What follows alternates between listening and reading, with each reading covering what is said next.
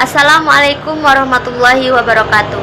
Pertama-tama, marilah kita panjatkan puja dan puji syukur atas kehadiran Allah Subhanahu wa Ta'ala, yang mana kita masih diberinya nikmat kesehatan dan kesempatan sehingga kita masih bisa melaksanakan perkuliahan kita meskipun dalam keadaan daring. Yang saya hormati dosen pengampu Ibu Junaida MPD, dan yang saya sayangi teman-teman sekalian.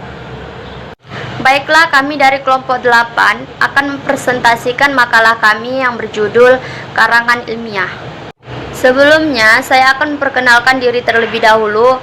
Perkenalkan, nama saya Widya Haryani dan teman saya bernama Qadrun Safanada Salsabila. Saya selaku moderator dan pembaca pertama dan teman saya pembaca kedua. Baiklah, untuk mempersingkat waktu, langsung saja saya akan membacakan isi materi dari karangan ilmiah. Pengertian karangan.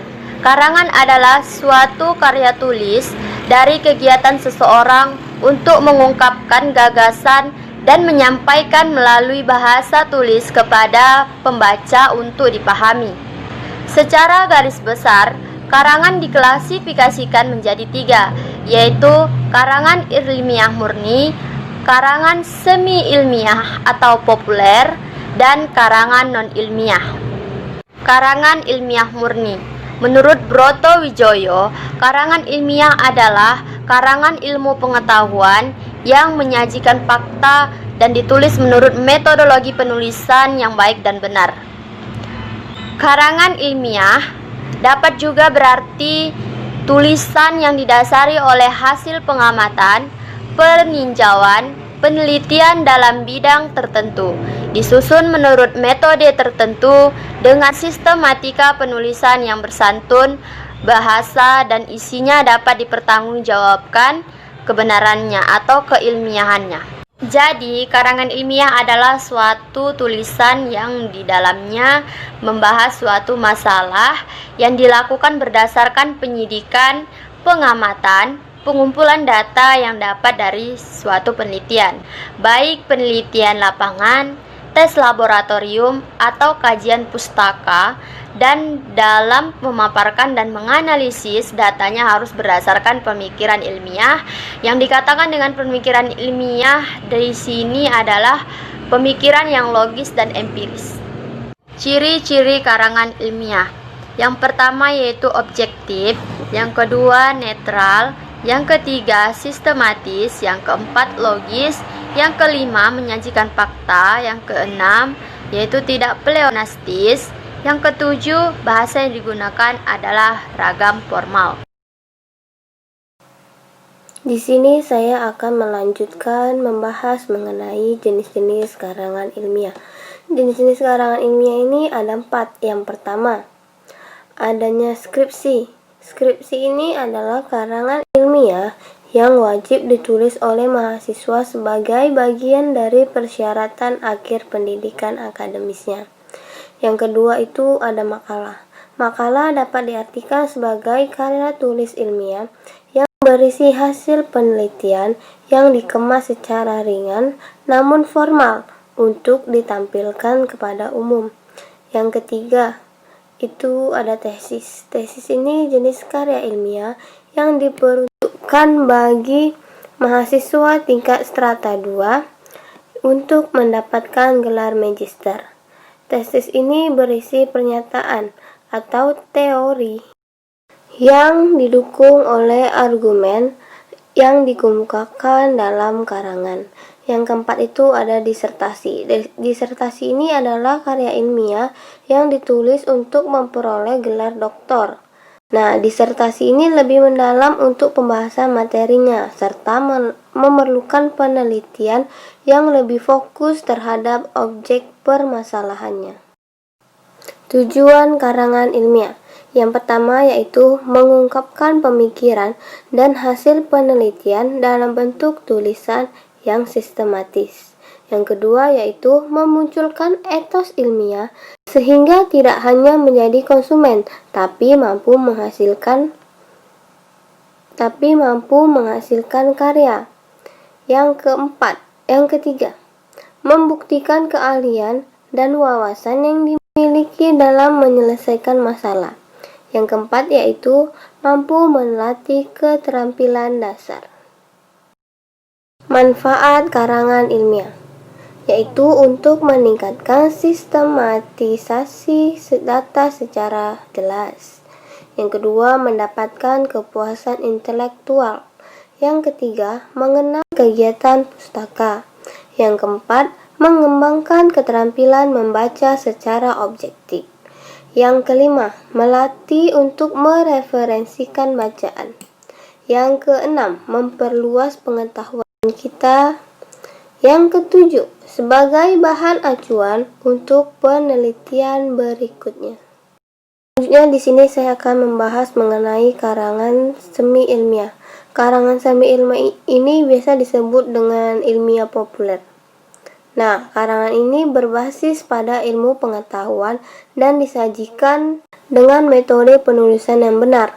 Karangan ilmiah lebih banyak menyajikan fakta umum yang tidak terikat dengan gaya metode ilmiah penulisan. Penulisan karangan semi ilmiah menyajikan fakta dan fiksi dalam satu tulisan. Definisi lain karangan semi ilmiah adalah karangan yang bersifat ilmu tetapi menggunakan bahasa umum sehingga mudah dipahami oleh masyarakat awam. Ciri-ciri karangan semi ilmiah. Yang pertama itu fakta disimpulkan secara subjektif. Yang kedua, melebihkan sesuatu. Yang ketiga, persuasif.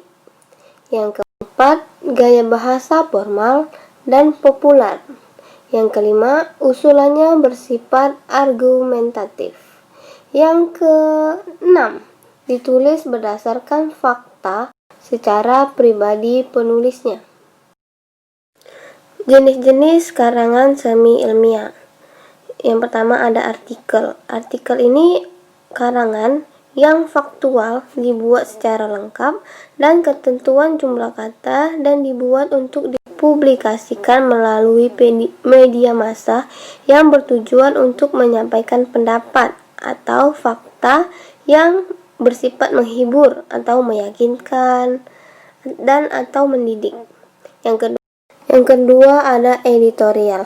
Editorial ini adalah artikel dalam surat kabar yang mengungkapkan pendirian editor atau pemimpin surat kabar mengenai beberapa pokok masalah. Biasa disebut dengan tajuk rencana. Yang ketiga itu ada feature. Feature itu merupakan bentuk penyajian naskah berita yang bersifat menghibur, berpijak pada jurnalistik sastra dan berisi mengenai situasi, keadaan, atau sebuah peristiwa kehidupan yang bertujuan memberikan informasi. Yang keempat itu ada resensi. Resensi ini adalah karangan yang mengulas segala kritik objektif, ringkasan dan opini seputar sebuah buku yang telah dibaca sebelumnya. Yang kelima ada opini. Opini adalah bentuk naskah yang berisi pendapat dan ditulis oleh seseorang untuk mengemukakan pendapatnya kepada umum. Opini banyak tersaji dalam bentuk media massa seperti koran dan berisi pendapat dari redaksi yang menjadi penanggung jawab media tersebut. Selanjutnya ada karangan non-ilmiah. Karangan non-ilmiah adalah karangan yang mengungkapkan fakta tentang pengetahuan serta pengalaman dalam kehidupan. Biasanya menggunakan bahasa yang tidak terlalu baku atau menggunakan bahasa yang resmi. Karangan non-ilmiah tidak perlu didukung fakta umum serta kebanyakan bersifat fiktif. Ciri-ciri karangan non-ilmiah. Yang pertama itu berdasarkan fakta pribadi. Yang kedua, tulisannya bersifat subjektif. Yang ketiga, gaya bahasa populer dan bermakna konotasi. Yang keempat, tidak mengandalkan hipotesis. Yang kelima, dia bersifat dramatisir, persuasif, imajinatif, dan deskriptif. Yang terakhir itu ada emotif. Nah, jenis-jenis karangan non-ilmiah. Yang pertama itu ada dongeng. Dongeng ini sebuah karangan non-ilmiah yang berupa cerita yang tidak benar-benar terjadi. Dongeng biasanya dinikmati oleh kalangan anak-anak yang menyukai cerita mengenai binatang, mitos kerajaan, serta berbagai cerita menarik yang identik dengan unsur menghibur. Yang kedua itu adalah cerpen. Cerpen ini kependekan dari cerita pendek, yaitu sebuah karangan non-ilmiah yang berupa cerita fiksi yang tidak benar-benar terjadi, serta terdiri dari beberapa kosakata. Cerpen banyak dijumpai di beberapa media cetak, serta media elektronik yang memungkinkan pembaca untuk mudah menikmati dan menjadikannya sumber penghibur. Nah, yang ketiga itu ada drama. Drama ini komposisi syair atau prosa yang diharapkan dapat menggambarkan kehidupan dan watak melalui tingkah laku yang sedang dipentaskan. Naskah drama biasanya ditulis dengan bahasa yang hiperbola serta berusaha menarik penonton masuk ke dalam adegan. Yang keempat itu ada novel. Novel ini adalah karangan prosa yang panjang, mengandung rangkaian cerita kehidupan seseorang dengan orang di sekelilingnya yang menonjolkan watak dan sifat setiap pelaku. Di sini ada perbedaan karya ilmiah dengan non-ilmiah. Karya ilmiah ini lebih memiliki metode yang bersifat sistematis. Maksudnya, pada materi pembahasan selalu dipakai metode atau cara tertentu dan langkah yang teratur melalui proses identifikasi permasalahannya terlebih dahulu. Yang kedua, karya ilmiah adalah hasil dari sebuah penelitian. Hasil penelitian tersebut tersaji dalam bentuk pembahasan yang bersifat faktual dan objektif. Artinya, segala yang dijelaskan merupakan suatu kenyataan antara tulisan dan fakta di lapangan. Yang ketiga itu karya ilmiah memakai ragam bahasa yang sudah baku dengan kode etik penulisan khusus karya ilmiah. Ketiga itu karya non-ilmiah bersifat emotif, tidak sistematis dan lebih mencari keuntungan saja. Yang keempat itu karya non-ilmiah cenderung bersifat mempengaruhi, menunjukkan penilaian yang tanpa bukti akurat, seringkali membujuk pembacanya. Nah, yang kelima ini, karya non-ilmiah lebih terlihat hiperbola dalam pemilihan data, karena merupakan pendapat pribadi. Yang terakhir itu ada perbedaan karya ilmiah dengan semi ilmiah. Perbedaan dalam jenis karya ilmiah dan semi ilmiah adalah terletak pada bahasanya. Dalam karangan semi ilmiah, dia bersifat bebas, seringkali menggunakan kata yang bermakna konotasi. Selain itu, bahasa dalam karangan semi ilmiah cenderung lebih mudah dipahami oleh pembaca yang awam sekaligus. Terkadang menggunakan kalimat yang kurang efektif, seperti kalimat dalam sastra. Nah, itu dia penjelasan mengenai karangan ilmiah yang dikerjakan oleh saya, Qoturnada Safa Salsabila, bersama rekan saya, Widya Haryani. Semoga apa yang kami sampaikan ini dapat Anda terima dan mudah Anda pahami.